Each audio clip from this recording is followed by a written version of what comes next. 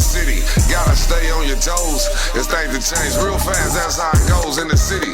Gotta watch for the folks and kinfolk. Homeboy on the hey, what it do, what it do, hey, what it do in the city, and that's what it do. What it do, what it do, what it do. If you don't know, what it do in the city. If you don't know, now you do know. If you do know that, boom. Hey, people, I'm Mr. Ted. I'm Cousin Sink. Man, I got my partner here, man. Coldwota. Yes, this is another episode of What It Do in the City, man. Yes, check this shit out, man. We up in here, man, with one of the finest comedians up out of Birmingham, Alabama, by the way of Los Angeles, California, man. He's been in here popping his LRPs, and if you don't know, now you do know, and you do know that. Yes, sir, man. What's happening, brother? It's a pleasure to see you, man. Happy to have you, man. Good to see you, brother. Man. What's going on, Jack, man? Oh, man, shit. What ain't going on? Yeah. Shit, we trying to survive. Yeah.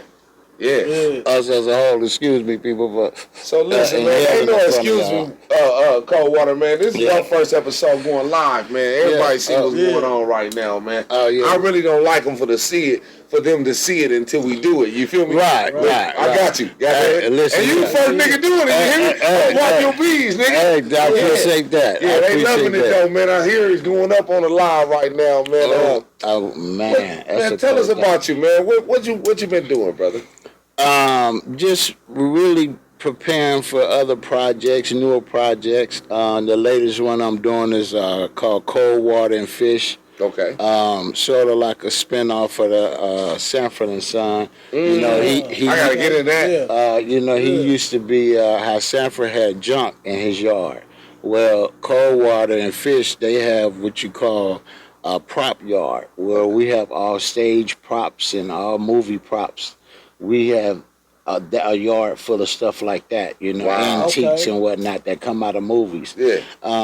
Certain episodes we wanted to start doing was introducing younger black children to how the way black people invented a lot of things. You understand? The lights, so it's education all at the same time. We did so many things too. We want to make it funny, but yet we want to make it interesting and educational. You know what I mean? We don't want to leave nothing out. You understand? So what I was basically putting down is once we start, like say if a black lady made this cup or a toaster, it'll appear somebody will come to my shop and bring me a toaster. The new episode we got is where the bank robbers who just robbed in London, they just came to Coldwota with the jury. So we got the jury at the shop.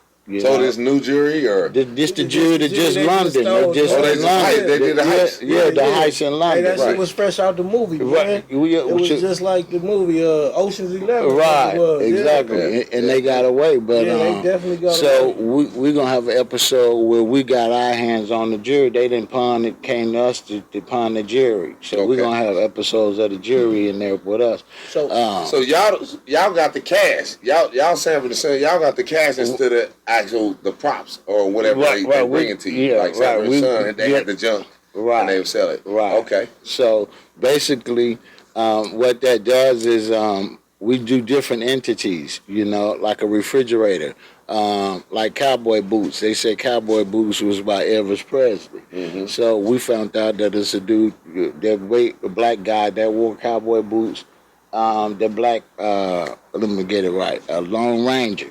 Lone Ranger. The real Lone Ranger. The real Lone Ranger. You hear me? Tonto. Yes, sir. Yeah. With a real Tonto. Not what this Hollywood, you know, I'm trying to give it to him raw real quick. Yeah. That's the latest thing I'm doing. Then I got a movie with my agent that's coming out called, what's the album called? America's #1 Hater. I play a character, Coldwota. And that one. That's what the name created. That's when my boy Cortez in there. Yeah. That's a good childhood friend of mine. I play his father in the movie. Is that right? Yeah, I play his father. What it is I'm an old hustler in the neighborhood. Okay. And His mom was my bottom bitch. I cannot express myself through Yes, it. sir, man. This is what they do in the city. This ain't what they do in the church. You know what I'm saying? Yeah. This is what they do. Yeah. Let's do what they do there. Yeah. His mom was my bottom bitch. You understand me? I'm pimping. So we had him, and he don't know through, being in the street, his mama was my bottom broad. You understand? So the bottom broad, she get smoked and want another pimp smoker, right? And we don't want to go too much in detail of the movie, but the moral of the story is he ended up coming to me for advice. Everybody come to my shop and I just give him advice. And he would always come get advice from me. Did you know it was her son? Yeah. In the movie? Yeah, the whole time. I knew he was my son, Oh, he was your son? He was my son. He my son in the movie. But did he know that? No. Oh, he didn't know until the end of the movie. Yeah, that's the end of the movie, he found out that I'm his dad. Yeah. And why I killed the dude who killed his mama. Okay. Everybody, the name of the movie is Number One Hater, so they made it seem as if I was a hater. I hated on him because he took my bras, and he did take my bras. Yeah, he took my bras, right. And it happened. Did he serve you? Today, youngsters ain't serving the deals. No, I mean, to a certain extent. Okay.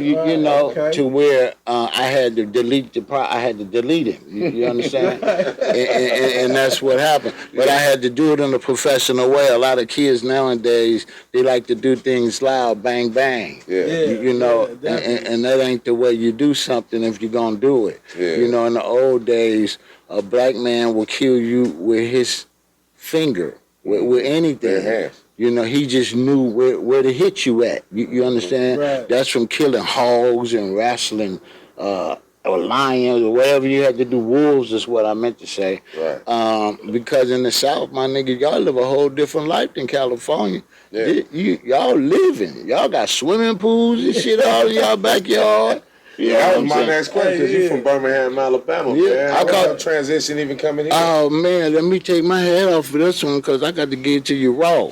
And this for the world, because it's a cold thing when they think you're going to be silenced. You ain't going to be able to tell your story.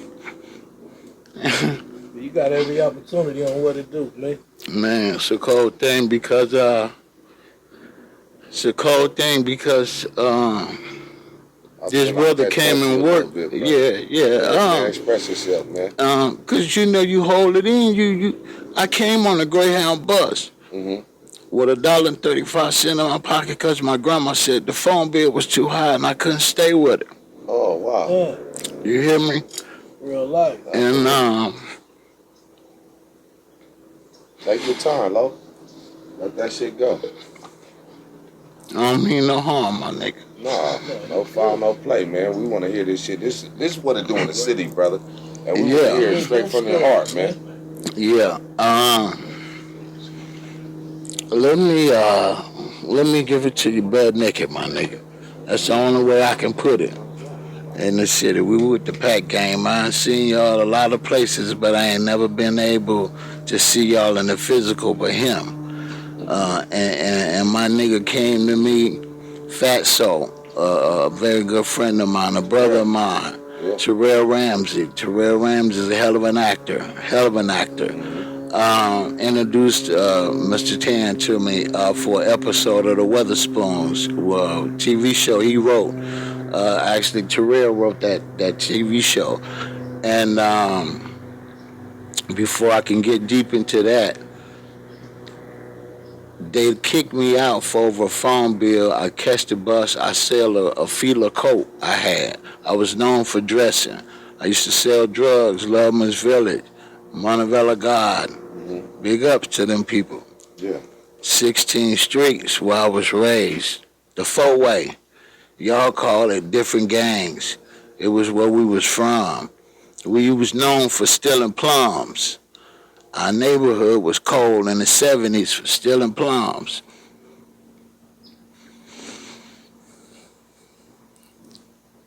I can climb trees like a monkey, my nigga.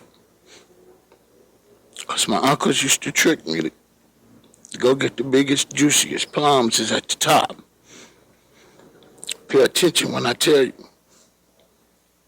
For the simple fact, my mama was in the penitentiary. So I'm the dummy. I'm the one that they do everything to. Your mama normally come and stop them. Your mama normally come. But when you ain't got no mama, don't nobody come, my nigga. Now you better record it because it's gonna be cold. It's gonna be cold. No, we got it's deep. It's deep. Yeah. No, it's deep. We got it. It's deep. But and I'm gonna make it to where it's so truthful. You see how tears falling. But watch when I get to letting you know what I'm knowing. We gonna be laughing. Yeah. Watch how I predict this for you. I left with $1.35 and a dream. I used to tell them, I'm going to be on TV. I'm going to be famous. I'm at Jackson Elementary off Jefferson Avenue, West End. I'm playing football for the Panthers. You hear me? I used to tell them, nigga, I ain't good at football, nigga. I may get tackled, I may drop the ball, nigga. But I'm going to be on TV, nigga. Just like Sanford and Son, nigga. I'm going to be on TV, nigga. I ain't know how to say the word actor. I just used to say I'm going to be on TV. It was a black and white. I was the fucking antenna. You hear me? Yeah. When motherfucking Muhammad Ali was rumbling in the jungle, I was the motherfucking antenna, my nigga. Excuse us for the silence, but we in L.A. Yeah. This how I go down. Yeah, yes, sir. Yes, sir. Back to what we were saying is... I get on that bus, my nigga, I had a trash bag from up under my grandma's kitchen sink. You hear me? It was the last one. So I left the empty box on there. You hear me? Under the sink. I ain't throw it away. You hear me? Now pay attention to this. When I get all the way to California, I left on a Sunday at like 12 o'clock. We didn't get to California till Friday on Alameda Street in Los Angeles, California. The Greyhound bus station. You hear me? And there was a McDonald's on the corner. You hear me? And I walked across the street, and it's a side street. And it was like goddamn New Jack City. You hear me? That's the only thing I can explain to y'all and to the world what I saw coming from Birmingham, Alabama. And I remember, I ain't got but $1.35. It wasn't no cell phones at the time. It was called payphone. So at that time, California wasn't looking like you saw it on TV when you got there. Hell no. I was looking at 8 is enough. How old was you when this happened? Well, I left the first time, because I done came back and came a lot of times, but the first time I left... like when you came with the $1.35. When I came with the $1.35, I was 25 years old. Damn. I was 25. And then trip out. It's gonna get deep. It's gonna get deep. Yeah, I'm gonna let you know. Cause Martin Lawrence blessed me. Right. Bless me. You hear me? Ice Cube, O'Shea Jackson, bless me. Yeah. Bless me, my nigga. You hear me? Mel Gibson, bless me. Bless me. You hear me? Dion Boyce, Billy Cow Evans, bless me. All of them brothers that I used to look at and watch. I was a security guard at Universal Studios. I used to wear a security suit called APS on my sleeve. American Protective Services. You hear me? And I'm up just the job I get off the bus. I done grind. I used to sell T-shirts at the Rose Bowl. I ain't never been inside. I ain't never been at the Hollywood Bowl except for on the corner selling T-shirts in the parking lot. Yeah. I ain't never been inside. To this day, and I got money to get in there. Yes, sir, you do. I seen 100 Benzes. You hear me? I got more Benzes than niggas got Jordans. Yeah. And that's on God. That ain't on no. I ain't finna sit here and lie to you, cause that's what my family been thinking and telling folks all my life. I'm a liar, cause they knew my mama told me before she died and they killed her. She said, They jealous of you, baby. Yeah. That's why they don't like you. Yeah. Yeah. You don't act like them. You don't sit at Applebee's and drive your car up and down the street smoking cigarettes and drinking beer. Riding on the back of trucks and shit. Yeah. Got 30-inch tires on the motherfucking car. She said, you keep telling motherfuckers you gonna be on TV, and they don't believe you. So is that is it safe to say that's what kind of got you started in your journey for comedy and for the passion for television? Just manifesting it. Yeah, exactly what it was a manifestation. That's exactly what it was. I manifested everything from you being here with y'all. Because see, I done watched the Pat game like I'm but one of the members. No, for a fact. That's a whole fact. That's a whole fact. I didn't see you. Yeah. I said, my nigga really fucked with me. I put a heart on it. I came to something, and it's called the Weatherspoons, y'all. And this is a series that he has going right now. Yeah. And it's little short clips. And I did with my guy Fatso and himself. Cool. Yes, sir. You know what I mean? And this what we did. So the shit was so dope to me because we didn't do much editing. We went in one room. And we did it with an iPhone. Listen, we went through a store, hollered at the store, I bought a cigarette, boom, guess what? Weatherspoon was at the motherfucking counter, served me the shit. Boom, I come out the store, I turn the corner. You talking to the Pat game on the phone. You're on the phone with the Pat game. On the phone. Cousin C. Yeah. And boom, I go up into the taco joint, and Weatherspoon is selling the tacos. And then I come out of that motherfucker, I need a backwood. I walk into right out the taco joint, make a right, walk into the I already had them on the counter. And Weatherspoon is serving me the blunt. He at the counter. I said, well, goddamn, my nigga, didn't I just see you over there? And then look, this how cold this is, how manifesting shit is. What I give you, some backwoods and some cold water. Yes, he did. He gave me some cold water. What my name? So the thing is, now that you are breaking down your story, you're showing me the manifestation of what you were trying to do and what you're saying, but you're showing your life. It came to life. Influential, right? It came to life. Yeah, absolutely, bro. You showing. I ended up working with the biggest actors. I work with you. Absolutely. Thank you, brother, too, man. I had a great time on this. Yeah, I had a great time. I work with you. Yeah, go ahead. And see, people in Alabama ain't never thought that this would be true, that ain't filmed. I could go and tell them, hey, I know, listen, let me tell you a quick story. I ain't going to get off story how I got here either. Yeah. But I feel like I'm at home because I'm comfortable in a motherfucker. You know what I mean? This is the kind of place like I feel like, you know, you be comfortable and you be with somebody's house and they got a barbecue and you eat and you be like, God damn, I got this shit, you know. So you like, I got to go all the way home to take a shit. You know what I'm saying? Yeah. But this the kind of place you can ask to take a shit. You know, is that comfortable? What I told you, nigga, no, you can take a shit. But you didn't know what I was talking about. Well, I didn't know what you was even talking about at first, but I was like, and we fell right into it. Absolutely. Hey, what I'm telling you is, the situation was so deep. They kept telling me what I wasn't gonna be.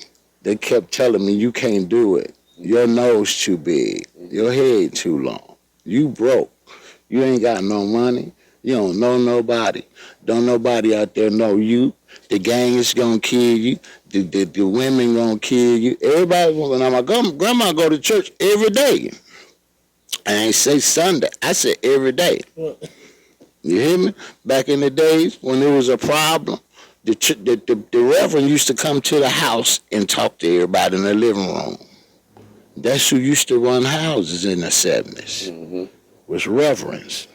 Right. I used to live down the street from where Martin Luther King and all the folks used to be marching. I used to live down the bridge. I live on 16th Street.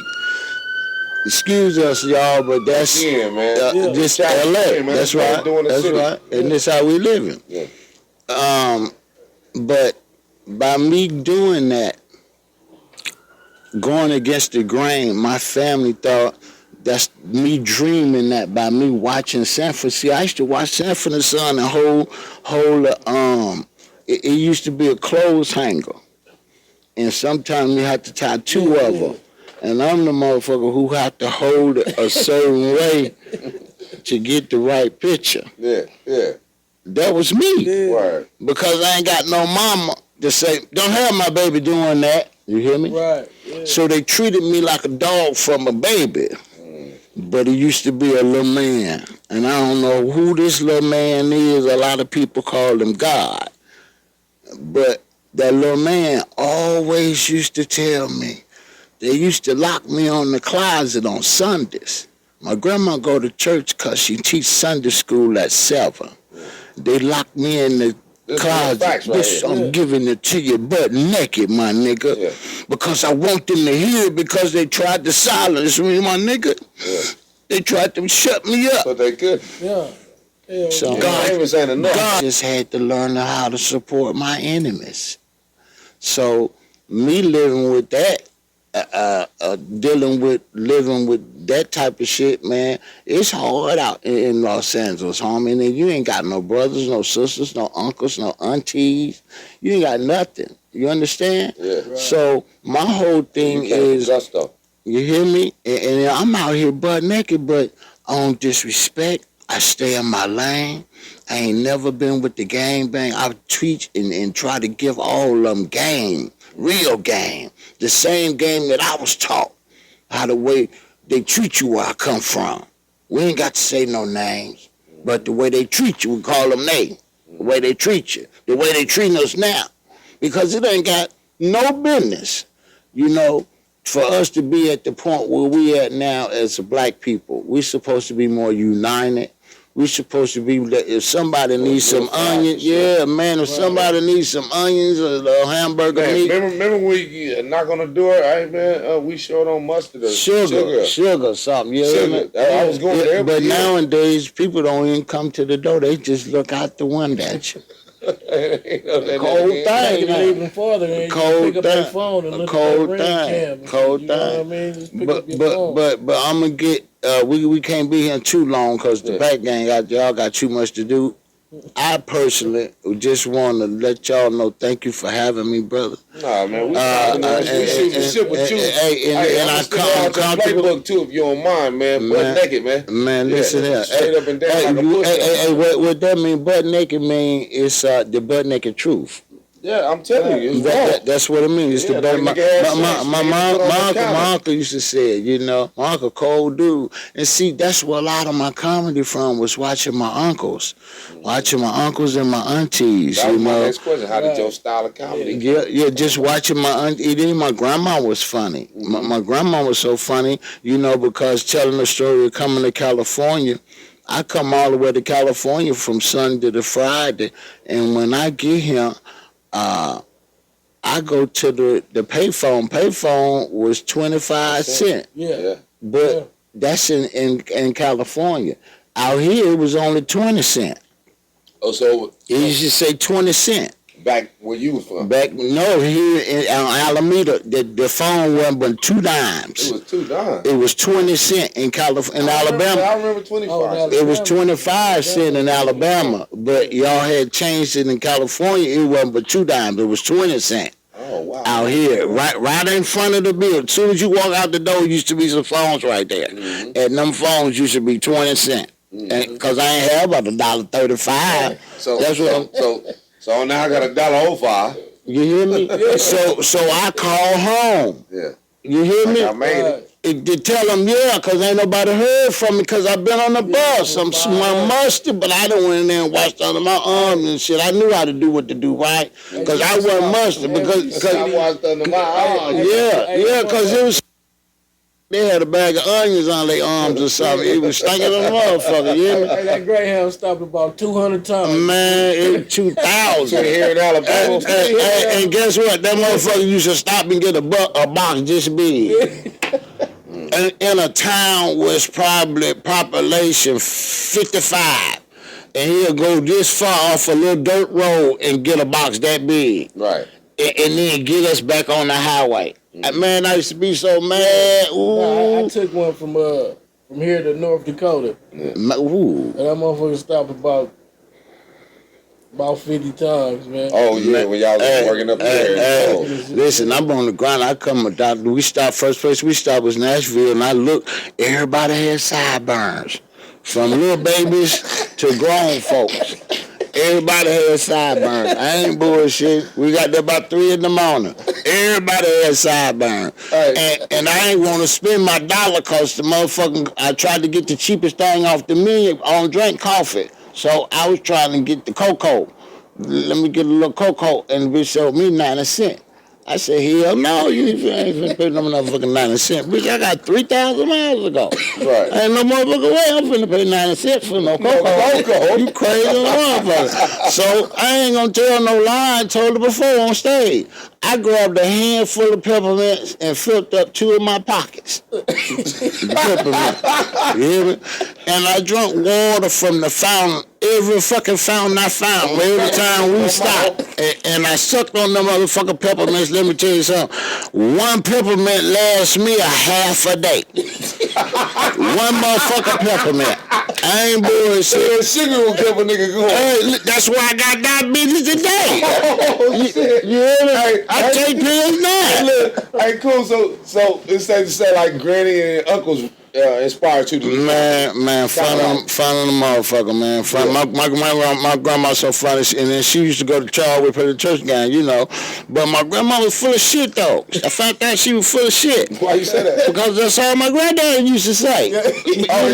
Soon as you get drunk, he was a Marine. Soon as you get drunk, and I used to always wonder why he ain't never play with me or throw me up in the air or something, or bring me something. I remember for Christmas, these motherfuckers brought me a baton wrapped in some motherfucking Christmas paper. Y'all don't hear me. These motherfuckers brought me that for Christmas. With a bow on it. And a bow on it. Red and blue shit. When you doing shows and shit, man, do you ever get butterflies? Hell no, because they told me I couldn't do it. I get mad. I wouldn't give a fuck if Eddie Murphy right now. Right.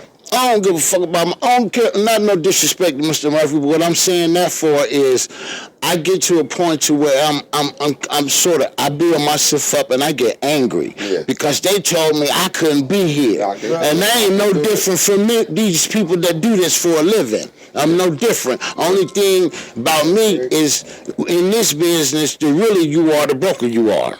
Yeah. Oh yeah. You know, let's be real about it. And they want you to give everybody some sugar, and they ain't talking about diabetes, you know. And what I mean by that, that's the country shit back there. Give me some sugar. Give me some sugar. Hey, grandma used to tell me that. Come on, give me some sugar. Yeah, but that's real life, though. Yeah. You know, that's real life. Yeah. And that's how folks was talking back when I was young. See, my mom wasn't there to raise me, you know, in the beginning. Mm-hmm. So I kind of floated. You know, where's mom's at? In prison. In prison. You know, in prison in Wetumpka, Alabama. And it's funny to me because, listen, I had to laugh to keep, but then I told you we was going to end up laughing. Yes, I told you we were going to end up laughing. Yes, sir. But she was in prison, so I used to think that was my auntie. They used to say that was my auntie Sharon. I used to call. Yeah, they used to say that was my auntie Sharon. I used to call my grandma to this day. I used to say mama. Yeah. I would always say mama because I used to hear my uncles and my aunties say mama. Right. You hear me? So that was mama. And some you know. That's big mama for sure. Anyway. Yeah, she was just like my mama. Yeah. You know, she did everything a mother should. Mm-hmm. But what I'm saying to you, she wasn't. You ever seen Antoine Fisher? Yeah. Yeah. I watched it. I'm not going to say I live exactly like that, but it's pretty close, my brother. Right. It hit home.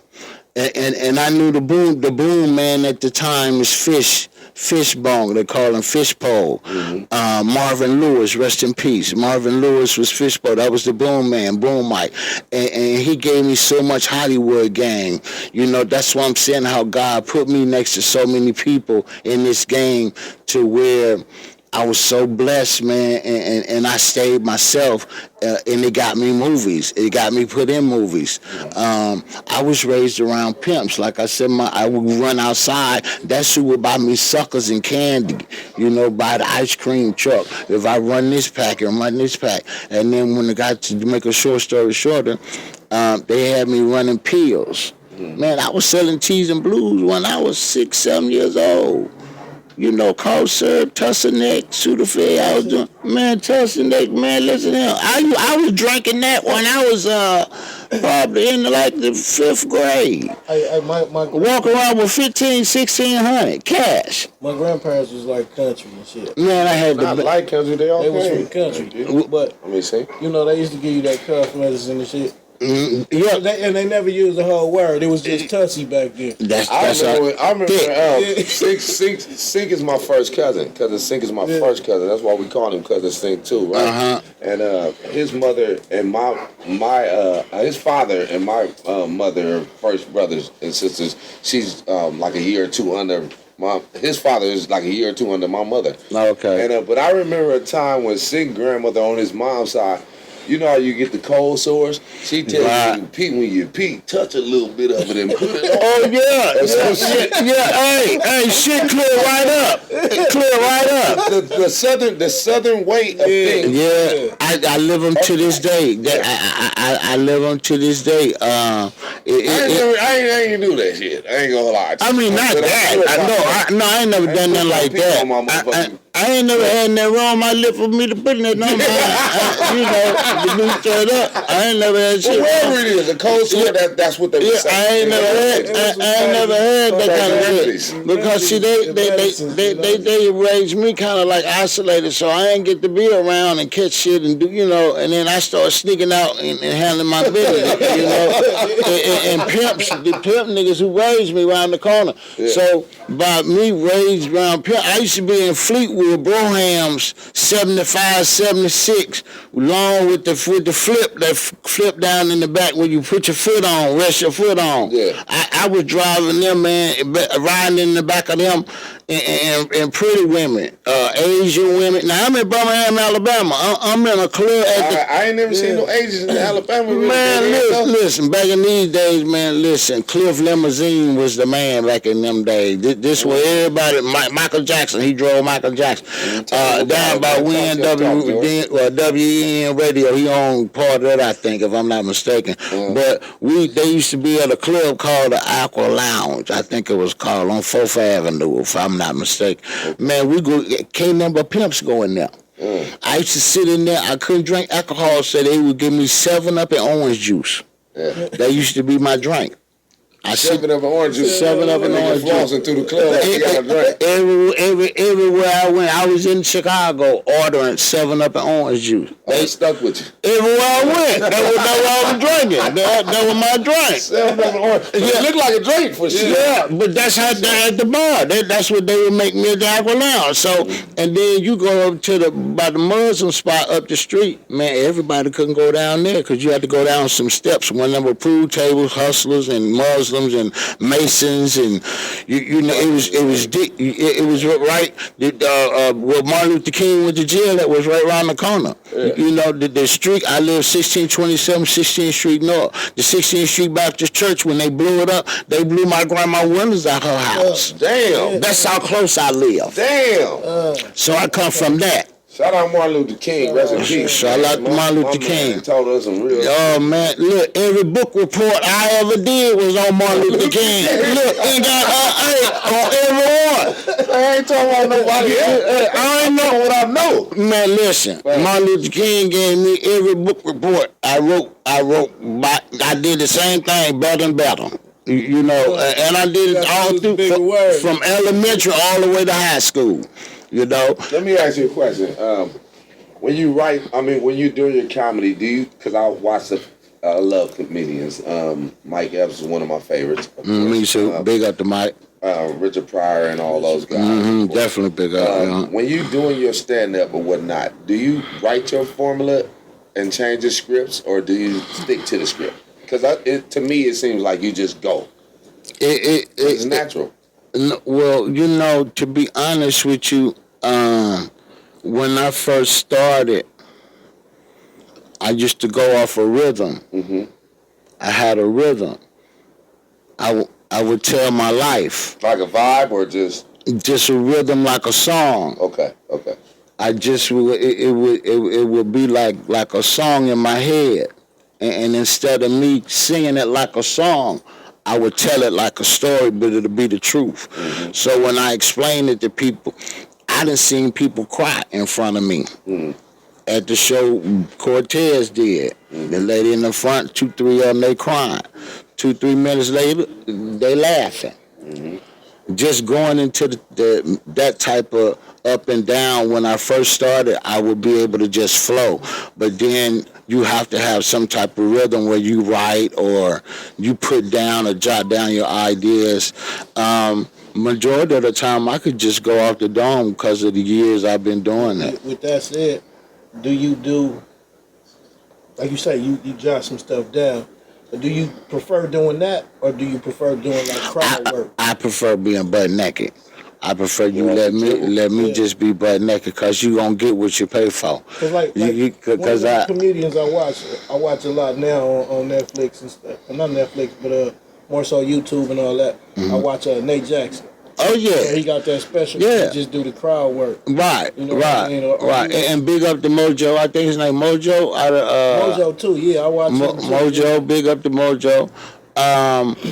Yeah, I normally don't mess with the crowd like that because I remember being the broke nigga that was sitting in the back, just came to watch. Right. And I ain't want nobody fucking with me, excuse me, I ain't want nobody bothering me. You know what I'm saying? That's what it doing in the city again, baby. But I try to show that same respect. But one time I was in Detroit, I never forget this. I'm doing Hair Wars for David Humphreys. Big up to David Humphreys. He used to be over Hair Wars where they have different hairstyles, right? I'm the host one year. And crazy thing, bro, dude keep heckling me. Because I had on like an all mustard leather outfit, like leather and suede, right? And he just keep talking and heckling me. So earlier that day, they had took me to this hamburger joint, and I had me like 4 or 5 packets of ketchup, right? So as I walk on his side, he would keep heckling me. You ain't funny. You ain't Eddie Murphy, nigga. Woo. Wow. So I would just toss a package of ketchup over on this table. Yeah. And then I'll walk over here and entertain these folks and get them laughing again. Mm-hmm. And then by the time I come over here, I can hear people chattering over there. So I got to get everybody attention. Right. So instead of just turning around and giving it to him, I had to keep everybody with me as I schooled him. I could have just, instead of making a show about him, I just put him in it. Yeah. And every time he would say something, I would toss them package of ketchup. You know, when I got to the last package of ketchup, I seen 2 women get up and walk out. I said, where y'all going? You can see me on video. I said, where y'all going? And the lady threw her hand up. We gone, right?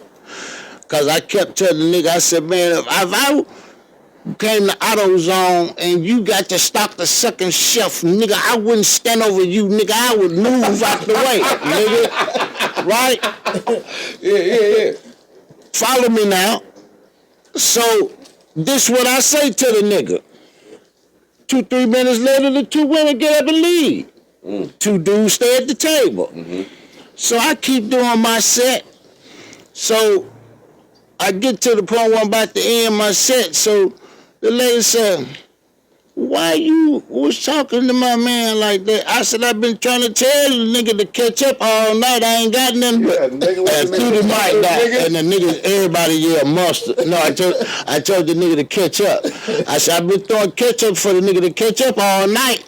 I said, I ain't got nothing but a pocket full of mustard. And everybody just said mustard. And threw the mic on me. Oh, ain't that cold? Wow, big up the mustard. Wow, ain't that cold? You already had it. Yeah. Hey, man, that was years ago that I did that, right? So, man, with E.K. Weathers, Manuel K. Weathers, man.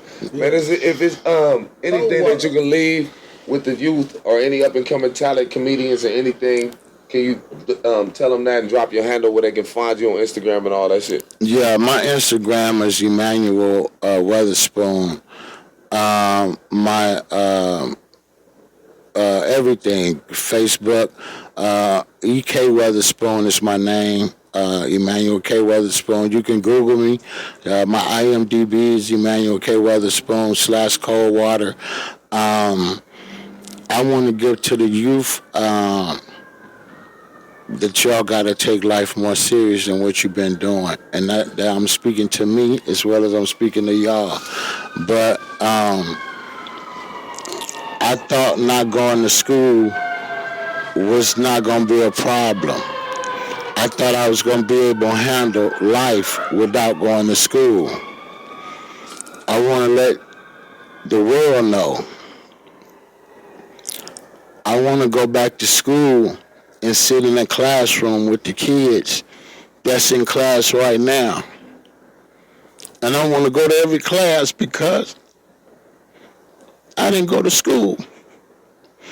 I drove a Datsun 280ZX in the 9th grade, in the 8th grade, with a license plate with California, blue with gold letters that said Key One.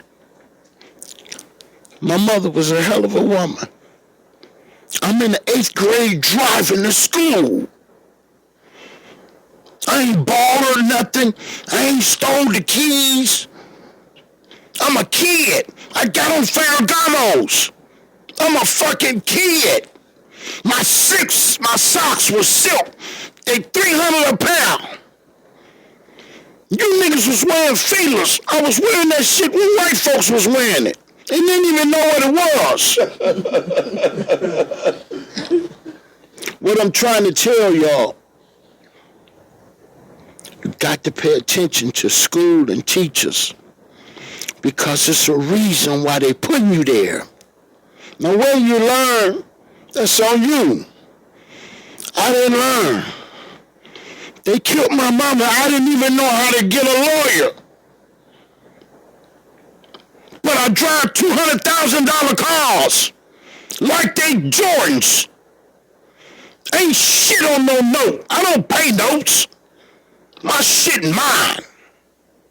And I got it through God.